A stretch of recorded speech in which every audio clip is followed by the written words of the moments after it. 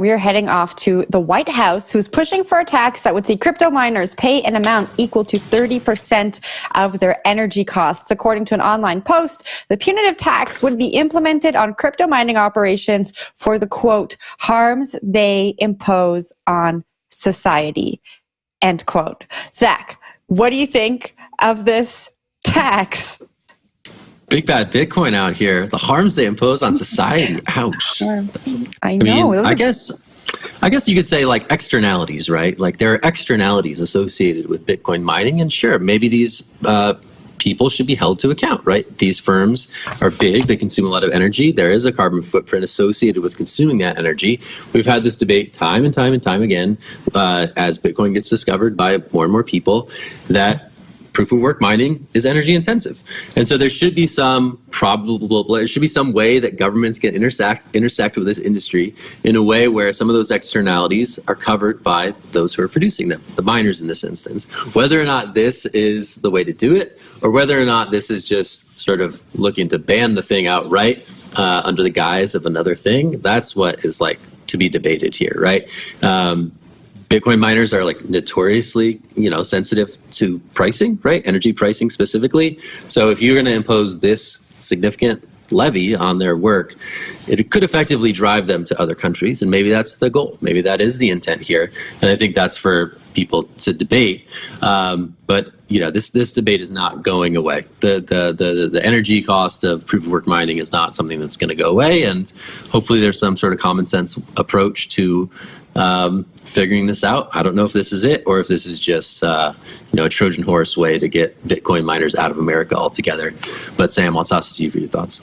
Yeah, just briefly, it's interesting kind of trying to reconcile the SEC's implicit contention that all of these tokens are securities once they switch to proof of stake with, broader government priorities, at least under this administration, to, help the environment. And that kind of goes against. So if Gary Gensler thinks that Bitcoin is the one and only true cryptocurrency, well, then you kind of have to, contend with obviously this environmental cost. I don't really have a viewpoint on whether a 30% tax is a good thing or a bad thing. If it is a priority of the administration to push things offshore, which it certainly seems to be, at least from the SEC side, this is a roundabout way to do that. And, whether that's a good idea or a bad idea, I don't know, but it seems like an effective strategy at the very least. Zach, again?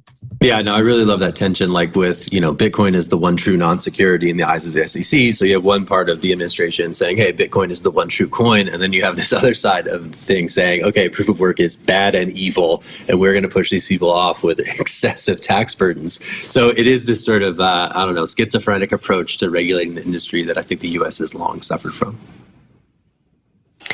Sure. Yeah, I share the same sentiment as both of you. And I think there are so many other industries that are doing so much harm to this planet that don't see the same kind of taxes. And the report points to this. They say that crypto mining does not generate the local and national economic benefits typically associated with businesses using similar amounts of electricity. A little tidbit here, the tax, if crypto miners decide to stay, would raise up to $3.5 billion in revenue over the next 10 years. And my question here is, I think, well, for me, it's obvious that this is, going to push miners to look at other jurisdictions. And Sam, Zach, I wonder if either of you have any predictions, any insight into where miners might go next. We've seen them kind of hop around the world as tax and legislation have clamped down on them in different jurisdictions. Now we're in the States. Where do they go next?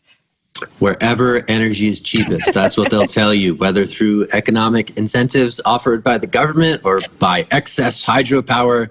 We see these operations move to wherever it's cheapest to get power, right? That's sort of long been their contention, right? If there's cheap renewable energy, that's where we're going to go. It's simply a key aspect of whether or not they're able to make money or not doing this thing. And I think going back to the economic impact that you alluded to, Jen, you're right. These things don't create jobs, right? These aren't warehouses that employ constituents of politicians. They simply are giant warehouses that are securing a global network of decentralized internet money. And sometimes making the pro-social argument for why that should exist and why it should consume this energy is difficult because there's not a lot of that human constituent level impact that politicians are attuned to speaking on behalf of. So I think it is a problem that the Bitcoin mining sector is aware of and is going to have to tackle. You got to say, okay, here's why it's good that we should be consuming this energy in the first place. And sometimes I think it's really hard to make that case, especially at the local political level. But hey, Sam, what's up?